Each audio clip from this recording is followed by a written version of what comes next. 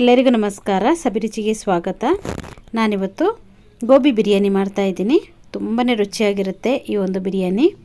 ಇದನ್ನು non veg ತಿನ್ನೋದವರು ತುಂಬಾ ಇಷ್ಟಪಟ್ಕೊಂಡು ತಿಂತಾರೆ, ಅಷ್ಟು ಸಖತ್ತಾಗಿರುತ್ತೆ. ಬನ್ನಿ ಇದನ್ನು ಹೇಗೆ ಮಾಡೋದು ಅಂತ ನೋಡೋಣ. ಅದಕ್ಕಿಂತ ಮುಂಚೆ ನೀವು ನಮ್ಮ ಚಾನಲ್ಗೆ ಹೊಸಬರಾಗಿದ್ದರೆ ಇವಾಗಲೇ ನೀವು ಸಬ್ಸ್ಕ್ರೈಬ್ ಮಾಡಿ, ಪಕ್ಕದಲ್ಲಿರುವ ಬೆಲ್ ಐಕನನ್ನು ಕೂಡ ಪ್ರೆಸ್ ಮಾಡಿ. ಅದು ಹೇಗೆ ಮಾಡೋದು ಅಂತ ನೋಡೋಣ. ಮೊದಲೇದಾಗಿ ನಾನಿಲ್ಲಿ 250 ಗ್ರಾಮ್ ಆಗುವಷ್ಟು ಹೂಕೋಸು ತಗೊಂಡಿದ್ದೀನಿ. ನೋಡಿ, ಇದನ್ನು ಕ್ಲೀನ್ ಮಾಡಿ ಇಟ್ಕೊಂಡಿದ್ದೀನಿ. ಇವಾಗ ನಾನು ಇದನ್ನು ಬೇಯಿಸ್ಕೋಬೇಕು. ಮೊದಲೇ ನಾನು ನೀರನ್ನು ಹಾಕ್ಕೊಂಡು ನೋಡಿ ಚೆನ್ನಾಗಿ ಕುದಿಸಿ ಇಟ್ಕೊಂಡಿದ್ದೀನಿ. ನೀರು ಕೂಡ ಇಲ್ಲಿ ಚೆನ್ನಾಗಿ ಕುದಿ ಬರ್ತಾ ಇದೆ. ಈ ಕುದೀತಾ ಇರುವ ನೀರಿಗೇ ನಾವು ಕ್ಲೀನ್ ಮಾಡಿ ಇಟ್ಕೊಂಡಿರುವಂಥ ಗೋಬಿಯನ್ನು ಹಾಕ್ಕೊಳ್ಳೋಣ. ಇದಕ್ಕೆ ಉಪ್ಪನ್ನು ಕೂಡ ಸೇರಿಸ್ಕೋಬೇಕು. ಒಂದು ಅರ್ಧ ಸ್ಪೂನ್ ಆಗುವಷ್ಟು ಉಪ್ಪನ್ನು ಕೂಡ ಇಲ್ಲಿ ನಾನು ಸೇರಿಸ್ಕೊಂಡಿದ್ದೀನಿ. ಮುಚ್ಚಳ ಮುಚ್ಚಿ ಇದನ್ನು ಒಂದು ಕುದಿ ಬಂದರೆ ಸಾಕು. ಇದು ಜಾಸ್ತಿ ಕುದಿಸೋದು ಬೇಡ, ಜಾಸ್ತಿ ಒಂದು 5 ನಿಮಿಷ ಕೂಡ ಇದನ್ನು ಇಡಬೇಡಿ. ಒಂದು ಕುದಿ ಬಂದರೆ ಸಾಕು. ನಾನಿಲ್ಲಿ ಬಿಸಿ ನೀರಿಗೇ ಹಾಕಿದ್ರಿಂದ ನೋಡಿ ಒಂದು 2 ನಿಮಿಷಕ್ಕೆಲ್ಲ ಚೆನ್ನಾಗಿ ಕುದಿ ಬಂತು. ಸಾಕಿದೆ ಇಷ್ಟ ಆದರೆ. ಇವಾಗ ಇದನ್ನೆಲ್ಲ ಒಂದು ಪ್ಲೇಟಿಗೆ ತೆಗೆದಿಟ್ಕೊಂಬಿಡೋಣ. ಇವಾಗ ಇದಕ್ಕೆ ಒಂದು ಮಸಾಲ ರೆಡಿ ಮಾಡ್ಕೋಬೇಕು. ಇಲ್ಲಿ ನಾನು ಒಂದು 3 ಸ್ಪೂನ್ ಆಗುವಷ್ಟು ಅಕ್ಕಿ ಹಿಟ್ಟು ತಗೊಂಡಿದ್ದೀನಿ. ಜೋಳದ ಹಿಟ್ಟು ಒಂದು 3 ಸ್ಪೂನ್ ಆಗುವಷ್ಟು, ಒಂದು 2 ಸ್ಪೂನ್ ಆಗುವಷ್ಟು ಮೈದಾ ಹಿಟ್ಟು ತಗೊಂಡಿದ್ದೀನಿ. ಇದನ್ನೆಲ್ಲ ಒಂದು ಮಿಕ್ಸಿಂಗ್ ಬೌಲಿಗೆ ಹಾಕ್ಕೊಂಡಿದ್ದೀನಿ. ಇದಕ್ಕೇ 1 ಸ್ಪೂನ್ ಆಗುವಷ್ಟು ಧನಿಯಾ ಪುಡಿಯನ್ನು ಹಾಕ್ಕೊಂಡಿದ್ದೀನಿ. ಒಂದು 2 ಸ್ಪೂನ್ ಆಗುವಷ್ಟು ಖಾರದ ಪುಡಿಯನ್ನು ಇಲ್ಲಿ ಸೇರಿಸ್ಕೊಂಡಿದ್ದೀನಿ. ಇದ್ರ ಜೊತೆಗೇ ನಾನು ಒಂದು ಅರ್ಧ ಸ್ಪೂನ್ ಆಗುವಷ್ಟು ಗರಂ ಮಸಾಲ ಅದನ್ನು ಕೂಡ ಸೇರಿಸ್ಕೊಂಡಿದ್ದೀನಿ. ಇದನ್ನೆಲ್ಲ ಹಾಕ್ಕೊಂಡು ಒಮ್ಮೆ ಮಿಕ್ಸ್ ಮಾಡ್ಕೋಬೇಕು. ನಿಮಗೆ ಖಾರ ಜಾಸ್ತಿ ತಿನ್ನೋರಾದರೆ ನೀವಿಲ್ಲೇ ಜಾಸ್ತಿ ಖಾರದ ಪುಡಿಯನ್ನು ಸೇರಿಸ್ಕೋಬೋದು. ಸ್ವಲ್ಪನೇ ನೀರನ್ನು ಹಾಕ್ಕೊಂಡು ಇದನ್ನು ಮಿಕ್ಸ್ ಮಾಡ್ಕೋಬೇಕು. ತುಂಬ ತೆಳುವಾಗಿ ಮಾಡ್ಕೋಬೇಡಿ, ಸ್ವಲ್ಪ ಗಟ್ಟಿಗೆ ಇದನ್ನು ಕಲಿಸ್ಕೋಬೇಕು. ನೋಡಿ, ನಾನಿಲ್ಲಿ ಒಂದೇ ಸಲ ನೀರನ್ನು ಹಾಕ್ಕೊಳ್ತಾ ಇಲ್ಲ, ಸ್ವಲ್ಪನೇ ನೀರನ್ನು ಹಾಕ್ಕೊಂಡು ಕಲಿಸ್ಕೊಂಡು ನೋಡ್ಕೊಂಡು ಇಲ್ಲಿ ನಾನು ನೀರನ್ನು ಸೇರಿಸ್ಕೊಳ್ತಾ ಇದ್ದೀನಿ. ಇಲ್ಲಿ ನಾನು ಇದಕ್ಕೆ ಉಪ್ಪನ್ನು ಸೇರಿಸ್ಕೊಳ್ಳಿಲ್ಲ. ಇವಾಗ ನಾನು ರುಚಿಗೆ ತಕ್ಕಷ್ಟು ಉಪ್ಪನ್ನು ಕೂಡ ಇಲ್ಲಿ ಸೇರಿಸ್ಕೊಳ್ತಾ ಇದ್ದೀನಿ. ಉಪ್ಪನ್ನು ಹಾಕ್ಕೊಂಡು ಇದನ್ನು ಚೆನ್ನಾಗಿ ಮಿಕ್ಸ್ ಮಾಡ್ಕೋಬೇಕು. ನೋಡಿ, ಈ ಥರ ನಾನು ಗಟ್ಟಿಗೆ ಹಿಟ್ಟನ್ನು ರೆಡಿ ಮಾಡಿ ಇಟ್ಕೊಂಡಿದ್ದೀನಿ. ನೋಡಿ, ಇವಾಗ ನಾವು ಬೇಯಿಸಿ ಇಟ್ಕೊಂಡಿದ್ದೀವಲ್ಲ ಗೋಬಿ, ಅದನ್ನೆಲ್ಲ ಇದಕ್ಕೇ ಹಾಕ್ಕೊಳ್ಳೋಣ. ಇವಾಗ ನೋಡಿ, ನಾನು ಎಲ್ಲವನ್ನು ಹಾಕ್ಕೊಂಡಿದ್ದೀನಿ. ಇವಾಗ ಈ ಮಸಾಲೆಯಲ್ಲಿ ಇದನ್ನು ಚೆನ್ನಾಗಿ ಮಿಕ್ಸ್ ಮಾಡ್ಕೋಬೇಕು. ನೋಡಿ, ಇಲ್ಲಿ ಚೆನ್ನಾಗಿ ಮಿಕ್ಸ್ ಮಾಡ್ಕೊಳ್ಳೋಣ. ಮಿಕ್ಸ್ ಮಾಡ್ಕೊಂಡು ಇದನ್ನು ಇಡಬೇಕು ಅಂತೇನಿಲ್ಲ.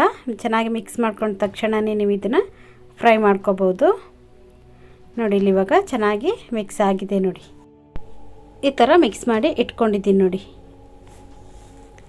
ಇವಾಗ ನಾನಿಲ್ಲಿ ಒಂದು ಬಾಣಲೆ ಇಟ್ಕೊಂಡಿದ್ದೀನಿ. ನಮಗೆ ಗೋಬಿಯನ್ನು ಫ್ರೈ ಮಾಡಲಿಕ್ಕೆ ಎಷ್ಟು ಎಣ್ಣೆ ಬೇಕು ಅಷ್ಟು ಎಣ್ಣೆಯನ್ನು ಬಿಸಿ ಮಾಡ್ಕೊಳ್ಳೋಣ. ಎಣ್ಣೆ ಕೂಡ ಇಲ್ಲಿ ಚೆನ್ನಾಗಿ ಬಿಸಿಯಾಗಿದೆ. ನೋಡಿ, ಇವಾಗ ನಾವು ಮಸಾಲೆಯನ್ನು ಮಿಕ್ಸ್ ಮಾಡಿ ಇಟ್ಕೊಂಡಿರುವಂಥ ಗೋಬಿಯನ್ನು ಹಾಕ್ಕೊಂಡು ಫ್ರೈ ಮಾಡ್ಕೊಳ್ಳೋಣ. ನೋಡಿ, ನಾವು ಒಂದೊಂದೇ ಗೋಬಿಯನ್ನು ಹಾಕೋ ಬದಲು ಈ ಥರ ಒಂದು ಸೌಟಲ್ಲಿ ಒಂದೇ ಸಲ ತೆಗೆದು ಹಾಕ್ಕೊಂಡ್ರೂ ಕೂಡ ನಮಗೆ ಈಸಿ ಆಗುತ್ತೆ. ಕೈಗೆ ಕೂಡ ಎಣ್ಣೆ ಕೂಡ ಬಿಸಿ ಆಗಲ್ಲ, ಈಸಿಯಾಗಿ ಹಾಕೋಬೋದು. ಆಮೇಲೆ ಇದು ಫ್ರೈ ಆಗ್ತಾ ನೋಡಿ ಬಿಡಿಯಾಗಿ ನಾವು ಇದನ್ನು ಬಿಡಿಸ್ಕೋಬೋದು. ನೋಡಿ, ಇಷ್ಟು ಫ್ರೈ ಆಗಿದೆ. ಇವಾಗ ಇದನ್ನು ತೆಕ್ಕೊಳ್ತಾ ಇದ್ದೀನಿ. ಇದೇ ಥರ ನಾವು ಉಳಿದಿರುವಂಥ ಎಲ್ಲ ಗೋಬಿಯನ್ನು ಕೂಡ ಫ್ರೈ ಮಾಡ್ಕೊಳ್ಳೋಣ. ಇವಾಗ ನಾನಿಲ್ಲಿ ಅಕ್ಕಿ ತಗೊಂಡಿದ್ದೀನಿ. ಒಂದು ಅರ್ಧ kg ಆಗುವಷ್ಟು ಜೀರಾ ರೈಸ್ ಅಕ್ಕಿ ತಗೊಂಡಿರೋದು ನಾನಿಲ್ಲಿ. ಇವಾಗ ನಾನಿಲ್ಲಿ ಬಿರಿಯಾನಿ ಮಾಡಲಿಕ್ಕೆ ಒಂದು ಪಾತ್ರೆ ಇಟ್ಕೊಂಡಿದ್ದೀನಿ.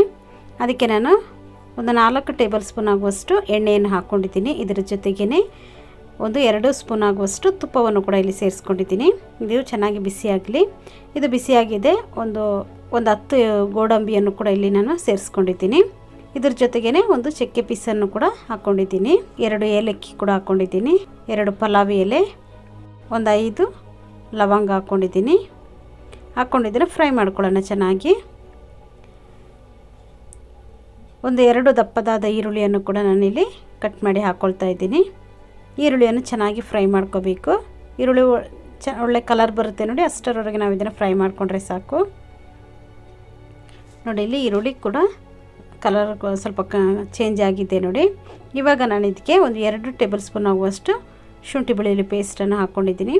ಹಾಗೆ 2 ಹಸಿಮೆಣಸಿನ್ಕಾಯಿಯನ್ನು ಕೂಡ ಇಲ್ಲಿ ಸೇರಿಸ್ಕೊಂಡಿದ್ದೀನಿ. ಇದನ್ನು ಚೆನ್ನಾಗಿ ಫ್ರೈ ಮಾಡ್ಕೋಬೇಕು. ಒಳ್ಳೆ ಪರಿಮಳ ಬರುತ್ತೆ ಇದು ನಾವು ಫ್ರೈ ಮಾಡ್ತಾ ಇದ್ದಂಗೆ. ನೋಡಿ, ಇಲ್ಲಿ ಇಷ್ಟಾದರೆ ಸಾಕು. ಇವಾಗ ನಾವು ಇದಕ್ಕೆ ಒಂದು 2 ಟೊಮೆಟೊವನ್ನು ಕೂಡ ನಾನಿಲ್ಲಿ ಕಟ್ ಮಾಡಿ ಹಾಕ್ಕೊಳ್ತಾ ಇದ್ದೀನಿ. ಚಿಕ್ಕದಾಗಿ ಕಟ್ ಮಾಡಿ ಅದನ್ನು ಕೂಡ ಹಾಕ್ಕೊಂಡಿದ್ದೀನಿ. ಅದು ಕೂಡ ಇದು ಫ್ರೈ ಆಗಬೇಕು ಚೆನ್ನಾಗಿ. ಇವಾಗ ಇಲ್ಲಿ ನೋಡಿ ಟೊಮೆಟೊ ಕೂಡ ಇಲ್ಲಿ ಸಾಫ್ಟಾಗಿ ಫ್ರೈ ಆಗಿದೆ ನೋಡಿ. ಇಷ್ಟಾದರೆ ಸಾಕು. ಇವಾಗ ನಾನು ಇದಕ್ಕೆ ಒಂದು ಇಡೀ ಕೊತ್ತಂಬರಿ ಸೊಪ್ಪು, ಒಂದು ಇಡೀ ಪುದೀನ ಸೊಪ್ಪನ್ನು ಚಿಕ್ಕದಾಗಿ ಕಟ್ ಮಾಡಿ ಅದನ್ನು ಕೂಡ ಇಲ್ಲಿ ಸೇರಿಸ್ಕೊಳ್ತಾ ಇದ್ದೀನಿ. ಈ ಸೊಪ್ಪು ಇದರಲ್ಲಿ ಹಾಕಿದ್ಮೇಲೆ ಅದನ್ನು ಕೂಡ ಚೆನ್ನಾಗಿ ಫ್ರೈ ಮಾಡ್ಕೋಬೇಕು.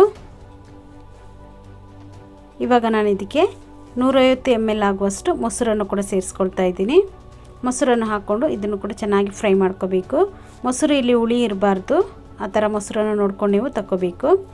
ಮೊಸರು ಹಾಕ್ಕೊಂಡ್ಮೇಲೆ ಇದಕ್ಕೆ ನಾನು 1 ಸ್ಪೂನ್ ಆಗುವಷ್ಟು ಖಾರದ ಪುಡಿಯನ್ನು ಹಾಕ್ಕೊಂಡಿದ್ದೀನಿ, 1 ಸ್ಪೂನ್ ಆಗುವಷ್ಟು ಧನಿಯಾ ಪುಡಿಯನ್ನು ಹಾಕ್ಕೊಂಡಿದ್ದೀನಿ, ಒಂದು ಸ್ವಲ್ಪ ಅರಿಶಿನ ಪುಡಿಯನ್ನು ಕೂಡ ಇಲ್ಲಿ ಸೇರಿಸ್ಕೊಂಡಿದ್ದೀನಿ.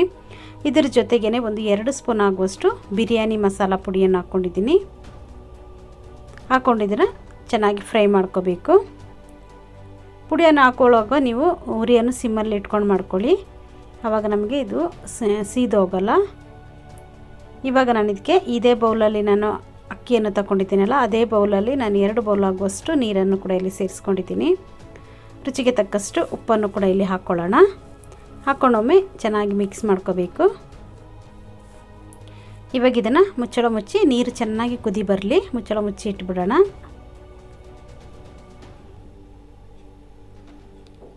ಇವಾಗ ಇಲ್ಲಿ ನೀರು ಕೂಡ ಇಲ್ಲಿ ಚೆನ್ನಾಗಿ ಕುದಿ ಬರ್ತಾ ಇದೆ ನೋಡಿ. ಈ ಸಮಯದಲ್ಲಿ ನಾವು ತೊಳೆದಿರುವ ಅಕ್ಕಿಯನ್ನು ಕೂಡ ಇಲ್ಲಿ ಸೇರಿಸ್ಕೋಬೇಕು ನೋಡಿ. ಇಲ್ಲಿ ಅಕ್ಕಿಯನ್ನು ಸೇರಿಸ್ಕೊಳ್ತಾ ಇದ್ದೀನಿ. ಎಲ್ಲ ಅಕ್ಕಿಯನ್ನು ಹಾಕ್ಕೊಳ್ಳೋಣ. ಅಕ್ಕಿಯನ್ನು ಹಾಕ್ಕೊಂಡು ಒಮ್ಮೆ ಚೆನ್ನಾಗಿ ಮಿಕ್ಸ್ ಮಾಡ್ಕೋಬೇಕು. ಇವಾಗ ಇದನ್ನು ಮುಚ್ಚಳ ಮುಚ್ಚಿ ಬೇಯಿಸ್ಕೊಳ್ಳೋಣ ನೋಡಿ. ಚೆನ್ನಾಗಿ ಕುದಿ ಬರ್ತಾ ಇದೆ ನೋಡಿ. ಎಣ್ಣೆ ತುಪ್ಪ ಎಲ್ಲ ಚೆನ್ನಾಗಿ ಮೇಲ್ಗಡೆ ತೇಲ್ತಾ ಇದೆ ನೋಡಿ. ಇವಾಗ ಇದನ್ನು ಮಧ್ಯದಲ್ಲಿ ಒಮ್ಮೆ ಈ ಥರ ತೆಗೆದು ತಿರುಗಿಸ್ತಾ ಇರಬೇಕು ನೀವು ಮಧ್ಯ ಮಧ್ಯದಲ್ಲಿ. ಇವಾಗ ಇದನ್ನು ಮುಚ್ಚಳ ಮುಚ್ಚಿ ನಾವು ಬೇಯಿಸ್ಕೋಬೇಕು. ನೀರೆಲ್ಲ ಚೆನ್ನಾಗಿ ಇಂಬ್ರಬೇಕು.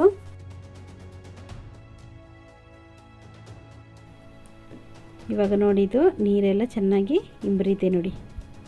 ಈ ಸಮಯದಲ್ಲಿ ನೀವು ಈ ಚೆನ್ನಾಗೊಮ್ಮೆ ಮಿಕ್ಸ್ ಮಾಡ್ಕೊಂಡಾದ್ಮೇಲೆ ಸ್ಟವ್ ಮೇಲೆ ಒಂದು ತವ ಇಟ್ಕೊಂಡು ಅದ್ರ ಮೇಲೆ ನೀವು ಈ ಬಿರಿಯಾನಿ ಪಾತ್ರವನ್ನು ಇಟ್ಕೋಬೇಕು. ಯಾಕಂದರೆ ಇಲ್ಲಿ ನೀರೆಲ್ಲ ಹಿಂಬ್ರೋಗಿದೆ ಅಲ್ವಾ. ಇನ್ನು ನಾವು ಇದನ್ನು ದಮ್ ಕಟ್ಟಬೇಕು. ಇವಾಗ ನಾನು ಇದಕ್ಕೆ ಒಂದು 2 ಸ್ಪೂನ್ ಆಗುವಷ್ಟು ತುಪ್ಪವನ್ನು ಮೇಲ್ಗಡೆಯಿಂದ ಹಾಕ್ಕೊಳ್ತಾ ಇದ್ದೀನಿ. ಸ್ವಲ್ಪ ಪುದೀನವನ್ನು ಕೂಡ ಮೇಲ್ಗಡೆ ಹಾಕ್ಕೊಳ್ತಾ ಇದ್ದೀನಿ. ಆಮೇಲೆ ನಾವು ಫ್ರೈ ಮಾಡಿ ಇಟ್ಟಿಟ್ಕೊಂಡಿದ್ದೀವಲ್ಲ ಗೋಬಿ, ಅದನ್ನು ಕೂಡ ಹಾಕ್ಕೊಳ್ಳೋಣ. ನೀಟಾಗಿ ಎಲ್ಲ ಕಡೆ ಇದನ್ನು ಹಾಕ್ಕೋಬೇಕು. ಉರಿಯನ್ನು ಫುಲ್ಲು ನೀವು ಸಿಮ್ಮಲ್ಲೇ ಇಟ್ಕೊಂಡು ಇವಾಗ ನೀವು ಮಾಡ್ಕೋಬೇಕು. ಆವಾಗ ಅನ್ನ ಕೂಡ ಇಲ್ಲಿ ಚೆನ್ನಾಗಿ ಬೇಯುತ್ತೆ. ಇವಾಗ ನಾನು ಎಲ್ಲ ಹಾಕ್ಕೊಂಡಾದ್ಮೇಲೆ ಮುಚ್ಚಳ ಮುಚ್ಚಿ ಅದ್ರ ಮೇಲ್ಗಡೆ ನಾನು ನೀರನ್ನು ಒಂದು ಬೌಲಲ್ಲಿ ಹಾಕ್ಕೊಂಡು ಭಾರ ಇಟ್ಟಿದ್ದೀನಿ. ಒಂದು 1/4 ಗಂಟೆ ಹಾಗೇ ನಾವು ಬಿಡಬೇಕು. ಅದನ್ನು 1/4 ಗಂಟೆ ಆದಮೇಲೆ ನಾವು ಇದನ್ನು ತೆಗೆದು ಒಮ್ಮೆ ಮಿಕ್ಸ್ ಮಾಡ್ಕೋಬೇಕು. ನಾವು ಹಾಕಿರುವಂಥ ನೀರು ಎಲ್ಲ ಕರೆಕ್ಟಾಗಿದೆ ನೋಡಿ. ಅನ್ನ ಕೂಡ ಇಲ್ಲಿ ತುಂಬಾ ಚೆನ್ನಾಗಿ ಬೆಂದಿದೆ, ಉದುರುದುರಾಗಿ ಬಂದಿದೆ ನೋಡಿ. ಬಿರಿಯಾನಿ ಕೂಡ ರುಚಿಯಾಗಿರುವಂಥ ಗೋಬಿ ಬಿರಿಯಾನಿ ಇಲ್ಲಿ ರೆಡಿಯಾಗಿದೆ ನೋಡಿ. ಈ ವಿಡಿಯೋ ನಿಮಗೆ ಇಷ್ಟ ಆದರೆ ಲೈಕ್ ಮಾಡಿ, ಶೇರ್ ಮಾಡಿ, ಸಬ್ಸ್ಕ್ರೈಬ್ ಮಾಡಿ. ವಿಡಿಯೋ ನೋಡಿದ್ದಕ್ಕಾಗಿ ಧನ್ಯವಾದಗಳು. ನಾನು ಸಬಿ.